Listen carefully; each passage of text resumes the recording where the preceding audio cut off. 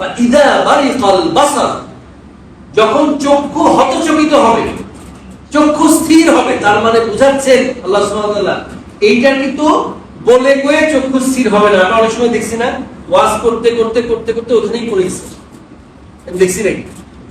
আবার গান গাইতে গাইতে গাইতে ওখানেই পড়ে গেছে। তাহলে যিনি ওয়াজ করতেছিলেন ওনারও একটা নিশ্চয়ই মানে কি বলবো, এটা ওনারও একটা বিদায়, আবার যিনি গান গাইতে গাইতে পড়ে গেলেন ওনারও একটা বিদায়। দুইটা কোনটা ভালো লাগলো? কোন একটা ভালো লাগলো, কোন একটা একটু কম ভালো লাগলো, কারো কাছে কোন একটা ভালো লাগলো, কোন একটা খারাপ লাগলো, তাই না? তাহলে ওয়াজ করতে করতে আল্লাহর দিকে ডাকতে ডাকতেও চক্ষু স্থির হয়ে যেতে পারে, আবার বাদ্য বাজনা বাজাতে বাজাতেও চক্ষু স্থির হতে পারে। আল্লাহ সুবহানাহু ওয়া তাআলা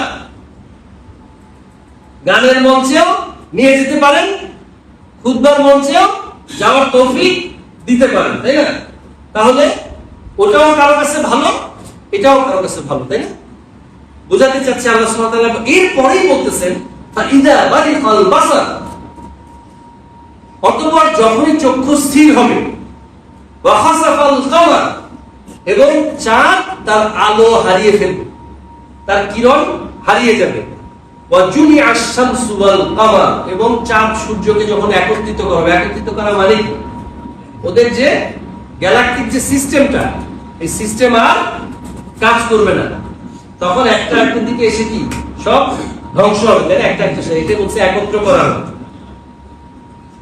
ইয়াকুলুল ইনসানু, তখন মানুষ বলতে থাকবে ইয়াউমা ইদিন, সেদিন, আইনাল মাফার, পালানোর রাস্তা কোথায়? পালাতে চায়, পালানোর রাস্তা কোথায়? কাল্লা লা ওয়াজার, কোনই আশ্রয়স্থল নাই, ইলা রাব্বিকা ইয়াউমা ইদিনিল মুস্তাকার, একমাত্র ফিরতে হবে, ফিরতে হবে তোমার রবের দিকে। আমরা একটু দ্রুত আয়াতটা পড়ে তাহলে এখান থেকে শিক্ষাটা নিব ইনশাআল্লাহ। ইউনাব্বাউল ইনসানু ইয়াউমা ইদিন বিমা কদ্দামা ওয়া আখার, এটা একটু ইম্পর্টেন্ট।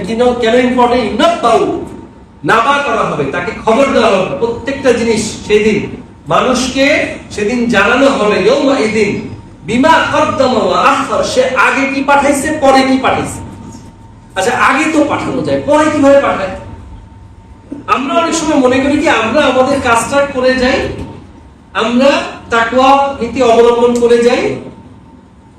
আমাদের এখনো আরো 5 মিনিট আছে ইনশাআল্লাহ, চেষ্টা করব এর মধ্যে শেষ করব। ওয়া তাওফীক ইল্লা বিল্লাহ, আলাইহি তাওয়াক্কালতু ওয়া ইলাইহি উনীব। এখানে বিমা কদ্দামা বললেই তো হয়ে যেত, কদ্দামা ওয়া আখার মানে আমরা আমাদের কাজ করে যা করতেছি সেটাকে সামনে পাঠালাম, তাই না? আমি এখানে একটা দান সদকা করলাম, যে দেখবেন যে মানে মুমিন, সে কিন্তু দান করলে মনে করে যে দান করলাম, একটা ভালো কাজ করলাম। আর যে দেখবেন যে মুনাফিক, তার মনে মনে মনে দান করলে আমার কমে গেল রে, কেমন হলো, করে দান করে কিন্তু মনে আমার তো কমে গেল। বিষয় হলো যে আমি ধর একটা দান করলাম, মানে এটা আমি আগে পাঠাই দিলাম।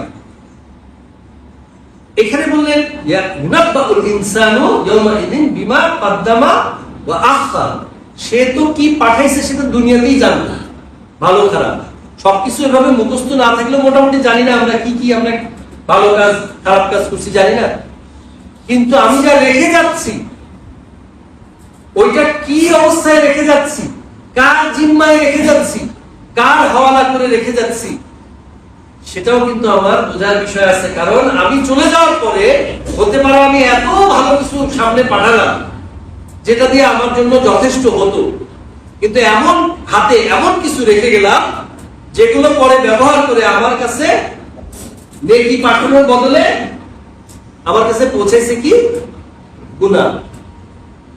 সদকায়ে জারিয়া যেরকম থাকে এরকম গুনাহে জারিয়াও থাকে, যেটা জারি থাকে, চলমান থাকে। তাহলে সেদিন তাকে খবর দেওয়া হবে সে কি আগে পাঠাইছে আর কি পিছনে রেখে আসছে, যেগুলো তার অ্যাকাউন্টে জমা হয়েছে।